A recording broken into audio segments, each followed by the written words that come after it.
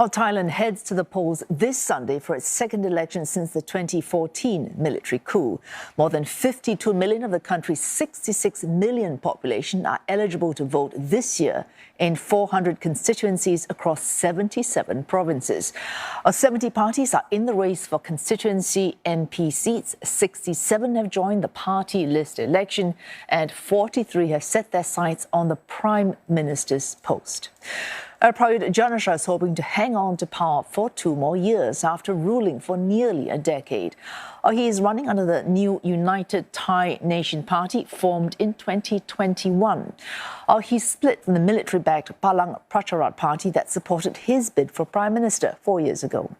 The other big parties in focus include the main opposition Pheu Thai Party, the latest incarnation of the party founded by former Prime Minister Thaksin Shinawatra. Today, his youngest daughter, Palang Pracharat, is one of the party's 3 PM candidates. Next is the Progressive Move Forward Party. Now, that is the successor to the now dissolved Future Forward Party. And the Bum Chai Thai Party, led by Health Minister Anutin Charnvirakul. Voters will have 2 ballots, one to pick their candidate to fill 400 of the 500 seats up for grabs in the House of Representatives. They are selecting the lawmaker that will directly represent their local communities. The other ballot will be to select their favoured party to fill the remaining 100 seats. The Prime Minister will then be chosen at a vote during a combined session of the newly elected lower house and the 250-seat Senate. Members of the current Senate were picked by the previous military government. After the National Assembly vote, the Election Commission is expected to declare the winners before early July. The Parliament will then convene in the middle of July to pick the Prime Minister. The new leader and his or her cabinet could take their oaths before the King in August. The main party of Thailand's outgoing coalition, that's the Palang Pracharat, is looking to continue leading the next government without the incumbent Prime Minister. The party put up General Prayut Chan-o-cha for the country's top job in government following the 2014 military coup, but now has a new man for this position, his deputy, Prawit Wongsuwant. CNA's Successor Sambat looks at the prospects of Palang Pracharat without General Prayut. For the past 8 years, since the military coup of 2014, 2 men were at the top of the Thai government. Prime Minister Prayut Chan-o-cha and his deputy, Prawit Wongsuwant, also named Uncle Tu and Uncle Pom, sometimes adoringly, sometimes mockingly. Both former army chiefs, the 2 generals have split their duties. While Prayut leads the government business, Prawit controls the various factions within the ruling Palang Pracharat party that was created for the then military government to compete in the last elections 4 years ago. For the longest time, it seems there was not a lot that separated them other than their age gap of 8 years. But in the months leading up to this year's election, tensions between factions boiled over, and the 2 men eventually went their separate ways, with Prime Minister Prayut Chan-o-cha now running for the United Thai Nation Party. Prawit is now in full control of the Palang Pracharat, but the change at the top has not altered the way it's operating, continuing the old habits of Thai politics, where it's less about political ideology, but consolidation of power. And the road to victory runs outside the capital in the provinces, such as here in Chachoengsao, a 3-hour drive outside of Bangkok. Now they say in Thai politics that the provinces vote the government into office, but it's Bangkok and its forces that remove them. Now, if you turn it on its head though, it is true that they need to win over the provinces, the heartlands first, in order to be in a position to rule. And this is why it's important that all the political parties go out of the capital and reach out into the heartlands. And this is where power is being maintained. Since most political parties like the Palang Pracharat have not been around long enough to establish local support bases, they're tapping into networks run by influential local community figures. Candidates that are backed by local patronage networks and come from political families tend to dominate this ground war more than other candidates. And typically, some of the strategies also involve giving out favors, material goods, cash, and other types of services that are not required by law or not part of the job description of members of parliament.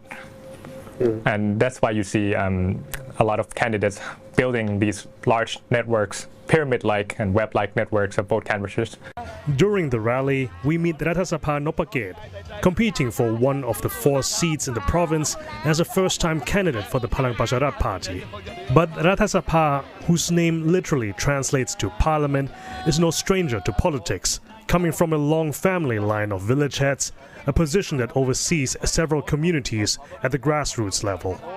แต่อย่างต่างจังหวัดเนี่ยคือผู้นำเนี่ยมีอิทธิพลกับพี่น้องประชาชนเพราะว่าพี่น้องประชาชนเลือกที่จะรักแล้วก็เคารพผู้นำท้องถิ่นเพราะว่าเขาเนี่ยเปรียบเสมือนเขาอยู่ใกล้ชิดกับพี่น้องประชาชนเป็นอันมากนะฮะต้องเชื่อตรงนี้ว่ามีอิทธิพลเป็นอย่างสูงนะครับเพราะว่าสสมีความรู้สึกเราได้ดูแลพี่น้องประชาชนมากขึ้นได้กว้างขึ้นนะฮะได้มีอำนาจที่หลากหลายนะครับแต่จริงๆแล้วก็อยากจะเป็นตัวแทนของพี่น้องประชาชนเพื่อไปถ่ายทอดให้ผู้หลักผู้ใหญ่ในบ้านเมืองฟังแล้วเราเนี่ยก็พร้อมที่จะประสานงานร่วมกับทุกๆฝ่าย And that desire to work with everyone is a core message of party leader Prayut, offering himself to be the one to finally bring reconciliation to decades of political polarization.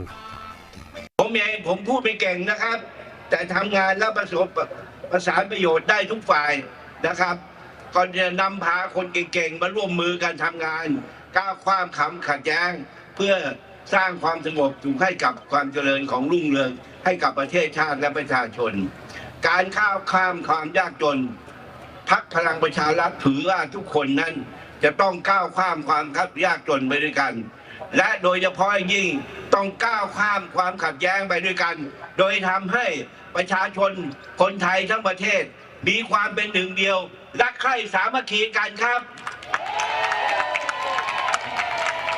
This is all part of a wider rebranding effort by the party to make the 76-year-old leader appear like a gentle and generous uncle who takes care of everyone, trying to shed its image of being just an extension of the previous military government. Their policies are a continuation of various government welfare schemes, including raising cash handouts for the pregnant and elderly. The Palang Pracharat is trying to claim most achievements of the past government as theirs and not credit to Prime Minister Prayut Chan-o-cha, who's left the party. But it remains doubtful whether this distinction will be enough for voters to carry the Palang Pracharat party. They are trailing behind the opposition parties in opinion polls. So the biggest task for Prawit Wongsuwan right now is not keeping all the different factions within the party happy, but convincing the voters that this general is different from the other generals that he has marched with in the past. Saksit Saya Sombat, CNA Bangkok. And for more on the upcoming elections, we're joined by Dr. Termsak Chalermpalunapap. He's a visiting fellow at the IC's Yusof Ishak Institute. Dr. Termsak, let me quote from a paper that you wrote very recently. The title, "What's interesting about the Thai elections is not who wins, but what comes after." And that's a sentiment shared by quite a few analysts in your circle. But why would you say that? Yes, because now all opinion polls already show a growing trend of the victory on the opposition side. The two main opposition parties are winning. And together they may be able to control the majority in the House of Representatives.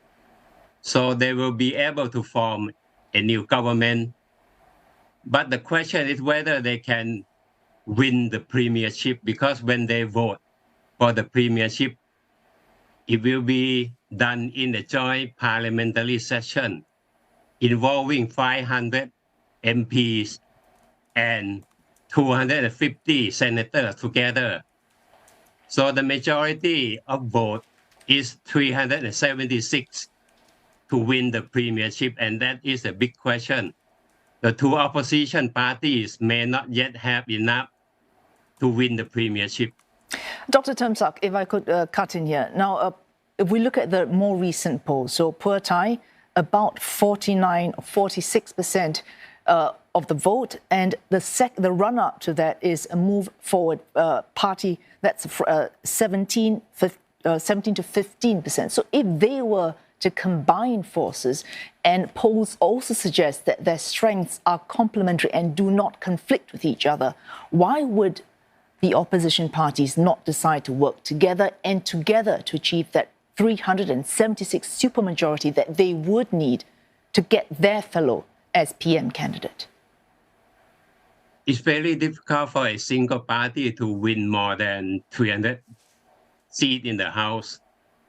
And that's why Pheu Thai Party is appealing for a strategic voting of all voters so that Pheu Thai will be able to form a single party government. But that is not happening.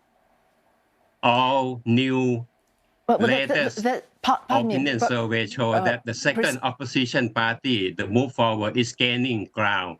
But precisely that's why does not Pheu Thai combine with the second, so that's move forward party, so that together they have the numbers?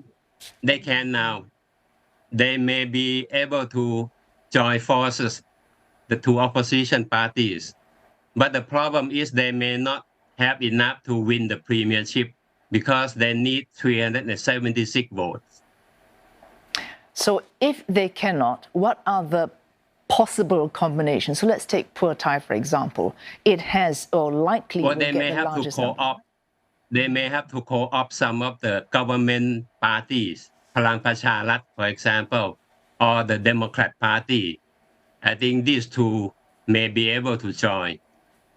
I mean, people have called a potential alliance between Pheu Thai and Palang Pracharat as a Faustian bargain because there are all sorts of conflicts and terrible, for some people, compromises involved if they combine forces.